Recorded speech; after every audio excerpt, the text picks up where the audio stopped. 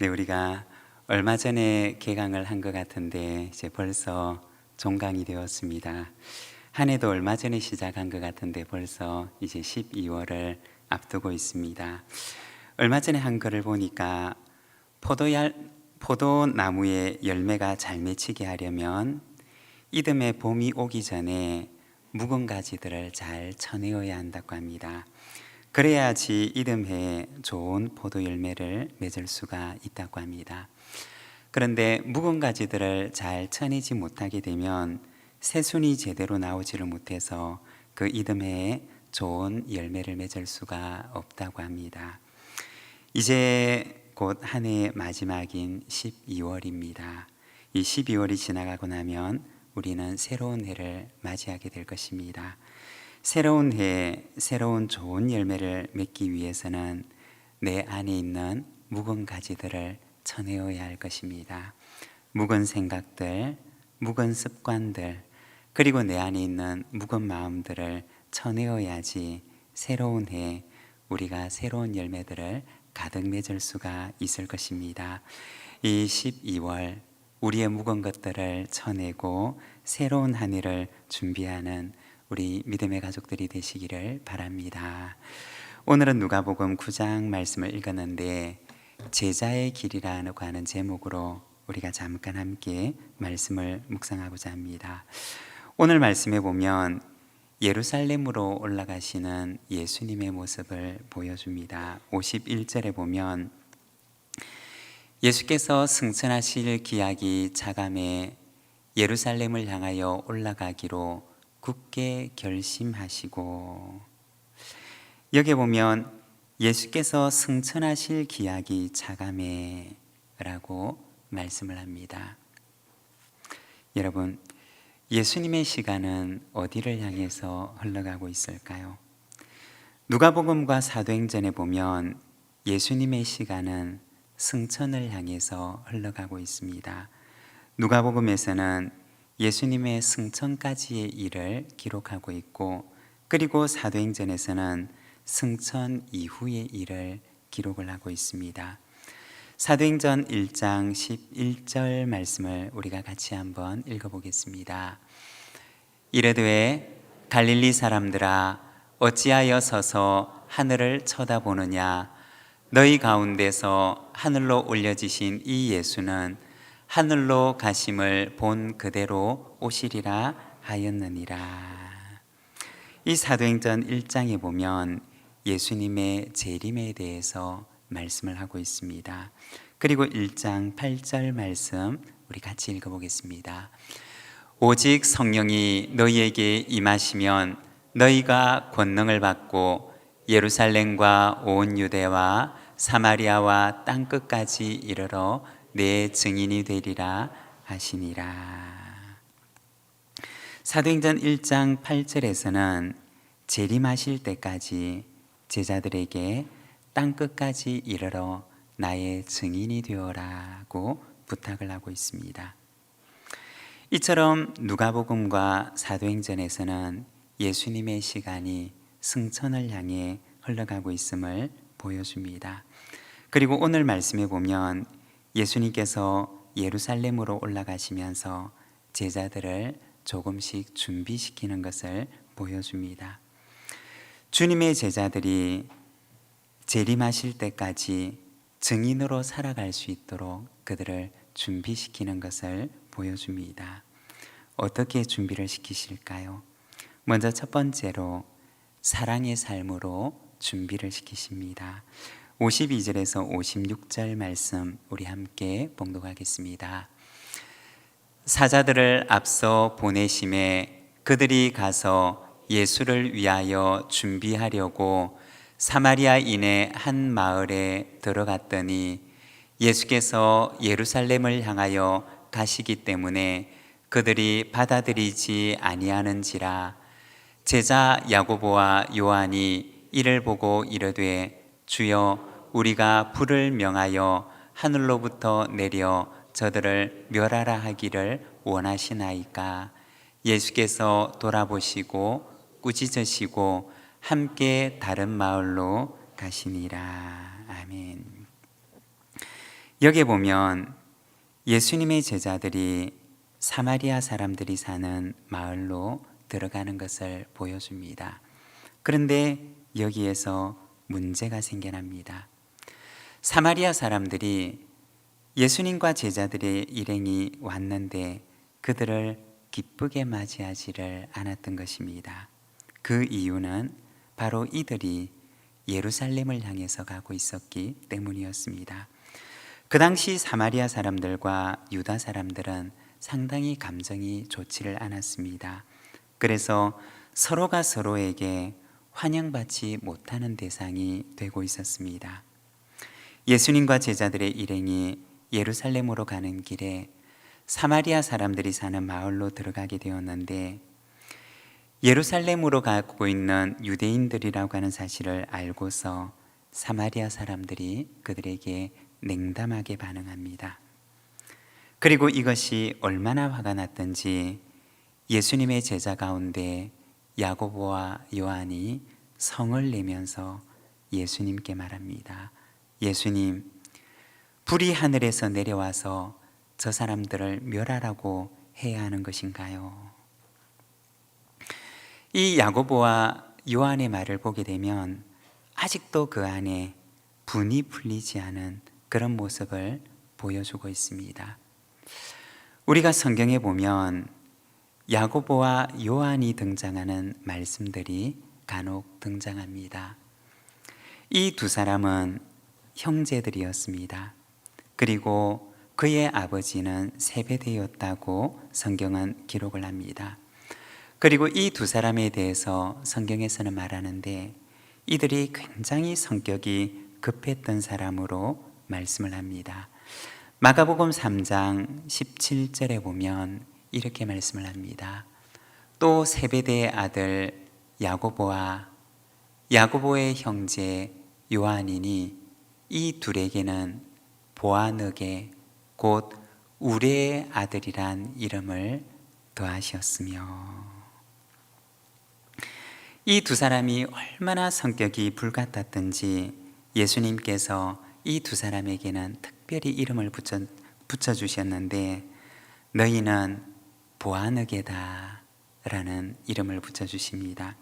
이 보아너게라고 하는 말은 우레의 아들이라고 하는 뜻입니다. 우레라고 하는 것은 번개가 치고 나서 조금 있으면 울리게 되는 천둥 소리를 가리키는 말입니다. 예수님께서 이 야고보와 요한에게는 바로 보아너게, 참 너희 둘은 우리의 아들과 같구나 라는 이름을 붙여주셨던 것입니다. 그리고 성경에 보면 예루살렘 입성을 앞두고 이 두 형제의 이름이 다시 등장하는데, 예루살렘 입성을 앞두고 이 두 형제가 다른 제자들 몰래 예수님을 찾아옵니다. 그리고는 부탁하기를 주님께서 영광을 받으시게 되면 우리 두 사람 가운데 한 사람은 주님의 좌편에 앉게 해주시고 또 한 사람은 주님의 우편에 앉게 해주십시오 라고 긴밀히 요청하게 됩니다. 여러분, 이 두 사람은 어떤 사람이었을까요? 대단히 성격도 급하고 또 그 안에는 야심도 있고, 그리고 우레처럼 한번 분이 나면 말릴 수가 없는 사람이 바로 이 사람들이었던 것입니다. 그런데 여러분, 이런 사람도 예수님의 제자 가운데 한 사람이었다는 것입니다. 오늘 우리가 읽고 있는 이 말씀에도 보면 자기가 거절을 당하게 되자 사마리아 사람들을 보고서 분이 났는데 이 분이 풀리지 않아서 예수님께 와서 말하기를 예수님, 하늘에서 불이 내려서 이 사람들을 멸하게 좀 해주십시오 라고 요청을 하고 있는 것입니다. 하늘에서 벼락이라도 떨어지게 해주십시오 라고 요청을 하는 것입니다. 오늘 우리가 읽고 있는 55절과 56절에 보면 예수님께서 그렇게 말씀하시는 이 두 제자를 돌아보시고는 꾸짖으시고 다른 마을로 가셨다 라고 말씀을 하고 있습니다. 우리가 가지고 있는 이 성경에 보면 이 꾸짖으셨다라고 하는 말 뒤에 조그마한 번호가 붙어 있는데, 그 번호를 따라 내려가 보면 이 꾸짖으시고라고 하는 말씀 뒤에 어떤 사본에는 이렇게 적혀 있다고 쓰여 있습니다. 이르시되 너희는 무슨 정신으로 말하는지 모르는구나. 인자는 사람의 생명을 멸망시키러 온 것이 아니요 구원하러 왔노라 하시고. 예수님께서 보실 때도 이 야고보와 요한이 말하는 것이 정신없는 말을 하는 것처럼 그렇게 여겨졌다는 것입니다. 전도하러 보내고 생명을 살리러 보냈더니, 그런데 이 두 제자가 예수님께 와서 요청하는 것은 저 사람을 좀 망하게 해주십시오 라고 부탁을 하고 있는 것입니다. 전혀 예수님의 제자로서 준비되어 있지 않은 그들의 모습을 보여주는 것입니다. 그런데 여러분, 이런 야고보와 요한도, 이렇게 준비가 안 된 제자도 나중에는 변화가 됩니다. 우리의 아들 요한은 나중에 사랑의 사도 요한이 됩니다. 먼 훗날 요한은 그의 서신을 적게 되는데, 요한 1서 4장 7절과 8절에 보면 그는 이렇게 편지를 적습니다. 우리 7절과 8절을 같이 한번 읽어보겠습니다. 사랑하는 자들아, 우리가 서로 사랑하자. 사랑은 하나님께 속한 것이니 사랑하는 자마다 하나님으로부터 나서 하나님을 알고, 사랑하지 아니하는 자는 하나님을 알지 못하나니 이는 하나님은 사랑이심이라. 우리 이어지는 10절에서 12절도 같이 한번 읽어보겠습니다. 사랑은 여기 있으니 우리가 하나님을 사랑한 것이 아니요 하나님이 우리를 사랑하사 우리 죄를 속하기 위하여 화목제물로 그 아들을 보내셨음이라. 사랑하는 자들아, 하나님이 이같이 우리를 사랑하셨은즉 우리도 서로 사랑하는 것이 마땅하도다. 어느 때나 하나님을 본 사람이 없으되 만일 우리가 서로 사랑하면 하나님이 우리 안에 거하시고 그의 사랑이 우리 안에 온전히 이루어지느니라. 아멘. 그렇게 성격이 급했던 야고보와 요한도, 그렇게 분이 넘쳤던 이 야고보와 요한도 나중에 훗날 변화되는데, 우리의 아들이 사랑의 사도로 변화되는 일이 일어나게 됩니다. 그리고 두 번째는 나그네의 삶으로 예수님께서는 제자들을 준비시키십니다. 57절과 58절의 말씀을 같이 한번 봉독하겠습니다. 길 가실 때 어떤 사람이 여짜오되 어디로 가시든지 나는 따르리이다. 예수께서 이르시되 여우도 굴이 있고 공중의 새도 집이 있으되 인자는 머리 둘 곳이 없도다 하시고.